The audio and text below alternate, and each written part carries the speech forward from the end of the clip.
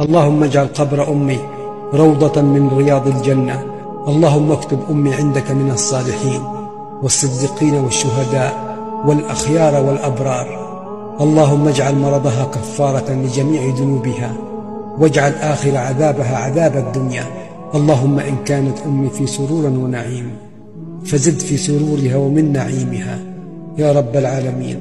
اللهم إني أسألك لها الدرجات العلى في الجنة، وأسألك لها خلاصا من النار سالما يا رب العالمين. اللهم أطعم أمي من ثمار الجنة كلما حسن وطاب. اللهم اغفر لها وارحمها عدد ما قالها ويقولها القائلون من أول الدهر إلى آخره. اللهم ارحم أمي الغالية فهي أغلى ما فقدت، وأسألك يا رب أن تغفر لها وتنزل الضياء على قبرها. اللهم أنس وحشتها وارحم غربتها وأنر ظلمتها.